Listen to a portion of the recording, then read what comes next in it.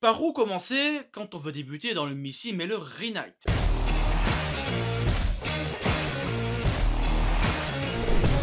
What's up guys, j'espère que ça va pour tout le monde. Avant de commencer cette nouvelle vidéo, on tenait à remercier tous les nombreux abonnés et merci encore de tous ces commentaires positifs sur nos vidéos.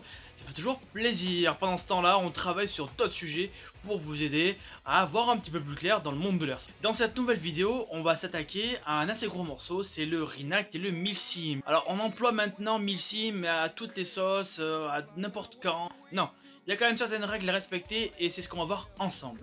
Le Milsim, c'est l'abréviation de Military Simulation. Il existe différents degrés et manières d'incorporer le Milsim dans nos parties. Il pousse le joueur à avoir un rôle bien défini. Un sniper par exemple ne pourra pas avoir 3000 bigs sur lui. Un médic aura le rôle de bien sûr de soigner l'adversaire, par exemple s'il faut le faire prisonnier, ou encore soigner un de ses camarades qui a été touché. Il va falloir prendre toutes ces notions là.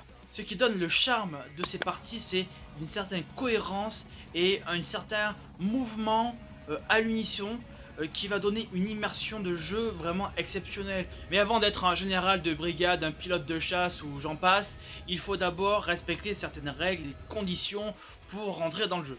La forme la plus évoluée de Milsim est dit Milsim ACP pour Milsim Advanced Concept Partner, avec des règles d'engagement de touche précises pour chaque situation. Le Re-Night ou reconstitution en français amène le passionné à se monter une tenue la plus fidèle possible à l'original, voire pour les plus passionnés d'adopter une routine physique plus ou moins stricte afin d'aller plus loin dans la passion.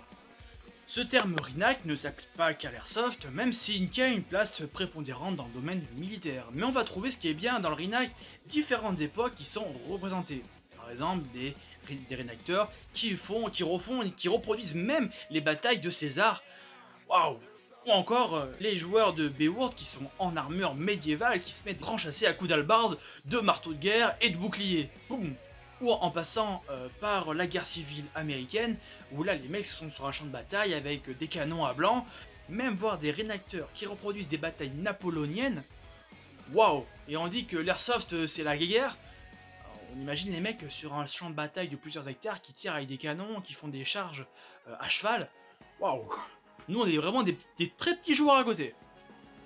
Et depuis quelques temps, on peut constater un nouveau protagoniste dans le Milsim, mais le Re-Night. C'est le GN pour le grandeur nature, qui va saupoudrer un petit peu tout ça avec une touche fantasy et encore plus roleplay. Et c'est ça qui va donner une immersion vraiment qu'on ne trouvera nulle part ailleurs. Par où commencer quand on veut débuter dans le Milsim et le Re-Night? Souvent décrié comme un univers élitiste et très fermé, il sera difficile pour le joueur lambda de rentrer comme ça. Comme dans beaucoup d'autres milieux fermés, il faudra souvent être parrainé, guidé par d'autres joueurs ou vraiment montrer une motivation sans faille. Il faudra prendre son temps, trouver et parler avec des gens qui sont dans ce milieu-là. Et il y en a qui sont prêts à vous aider.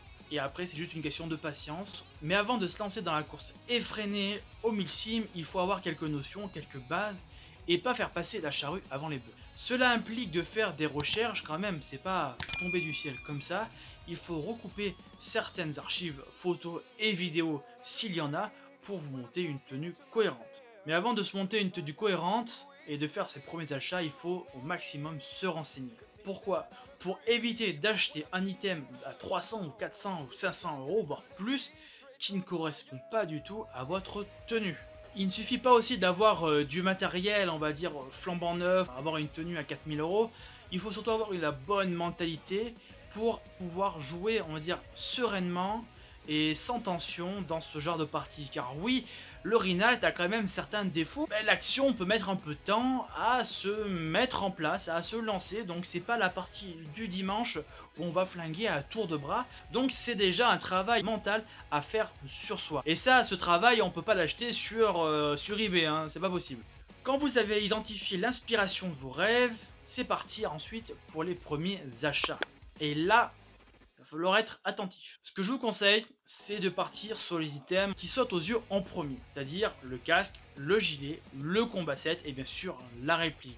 Cette étape de recherche d'items est la plus coûteuse en temps et en argent bien sûr. C'est pour cela que je vous invite à vous rabattre sur notre meilleur pote, le chip. Bien sûr, il faut prendre en compte certains facteurs. Déjà, le facteur temps. Certains items que vous allez chercher sont très vieux, donc il va falloir prendre du temps avant de les trouver.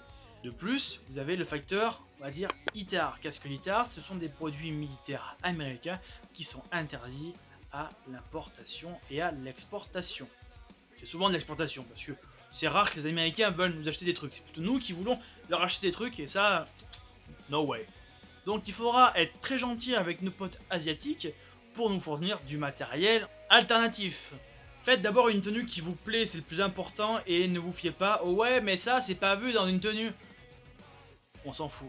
Il faut que ce soit une tenue qui vous plaît sans passer par le carnaval de Rio. Faire une tenue cohérente, simple. Quand vous allez monter votre tenue, concentrez-vous sur l'essentiel. C'est la réplique, le casque s'il y en a, un gilet et un combat set. Après, les petites poches, les sangles, les accessoires de réplique, ça peut attendre. Les fabricants asiatiques, depuis de nombreuses années, se sont fortement améliorés sur la qualité des reproductions. La reproduction du casque maritime Obscore, qui coûte quand même pas loin de 1500 $, avec le FMA Aramide qui coûte que 150 $, et pour avoir eu les deux, je dis, hein, il y a juste un zéro en trop. Voilà, c'est quasiment les mêmes. Bien sûr, si tu prends une balle dans la tête, bon, je ne dis pas que le casque FMA va résister bien longtemps. Mais d'un point de vue visuel, c'est les mêmes. N'ayez pas d'appréhension à salir votre matériel pour donner un aspect réel, authentique, que ce soit cheap ou non. Moi perso, bon, je m'en moque, j'aime pas avoir un set tout propre, pour moi ça fait tâche. En conclusion, le Rinac et le Milsim sont liés par des liens étroits, par des pratiques et un état d'esprit commun. Il faut tout de même garder la tête froide. C'est un hobby et on ne sera jamais des forces spéciales, il ne faut jamais l'oublier. Avant de te lancer à l'aveuglette dans ce vaste monde, il faut que tu cibles les différents éléments que tu veux atteindre. Fais-toi une petite liste des différents éléments que tu dois avoir fait d'ici la fin de l'année par exemple, si tu ne vas pas partir dans tous les sens et au final à perdre encore plus de temps et d'argent. Fais une tenue qui te plaît sans tomber dans l'absurde. Tu veux faire du Milsim, du Rinac, pas le carnaval de Rio. Donc on est carré un petit peu sur les choix qu'on va faire. Remplace le chip par des éléments RS-RD au fur et à mesure de l'avancement de ta tenue. Pour mon cas, j'ai mis plusieurs années avant de remplacer tout mon chip par du matériel authentique. Rien n'est plus satisfaisant que d'avoir mis des mois, voire des années, à avoir un élément à mettre sur sa tenue et on se dit oh, putain, j'ai réussi. Voilà, c'est comme atteindre un objectif et c'est ça qu'il faut faire pour réussir à avoir la tenue de ses rêves. C'est très dur, mais quand vous y arrivez, vous êtes satisfait. Je tenais à remercier Maël Roussin d'avoir participé à cette vidéo, qui fait partie du 75e Ranger d'Orange. Je mettrai les liens des différents partenaires, des différentes équipes dans la description de la vidéo. Allez voir leur page Facebook et Instagram parce qu'il y a quand même du lourd. Merci d'avoir regardé cette vidéo jusqu'au bout, j'espère qu'elle vous aura aidé à avoir une meilleure vision du Milsim et du Rinac.